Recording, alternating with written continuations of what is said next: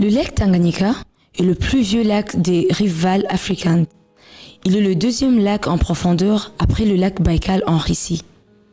Sa longueur est de 800 km environ et 50 km de largeur.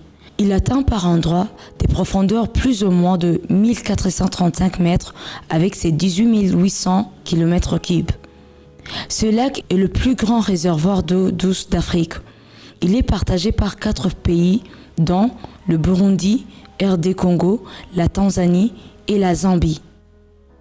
Ce lac fait partie des places plus visitées ici au Burundi et son Mokeke qui est bien aimé par tout le monde.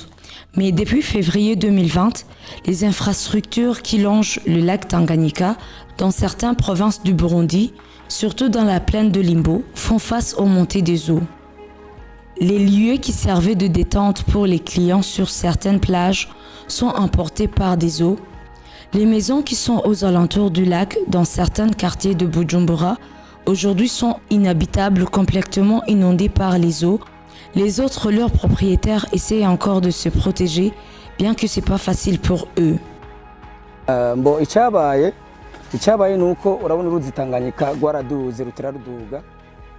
Ce qui s'est passé est seulement que les eaux du lac Tanganyika ont monté.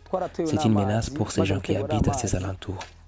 Donc ils se sont convenus de voir comment bloquer ces eaux pour qu'ils ne détruisent plus davantage leurs maisons. Ils ont commandé du sable pour aménager cette route. Vous voyez tous ces petits sacs à sable là, ils sont là pour justement bloquer l'eau, pour empêcher qu'elle continue de percer.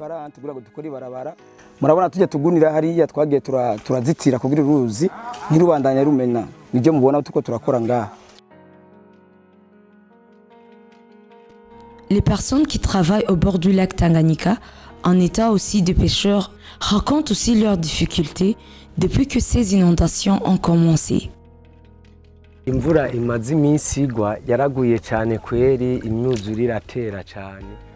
La pluie qui tombe chaque jour à cause du débordement des eaux du lac.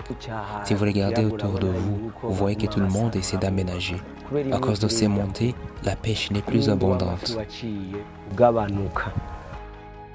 Nous signalons aussi qu'il s'agit d'un phénomène naturel car cela s'est produit dans les années 1963-1964.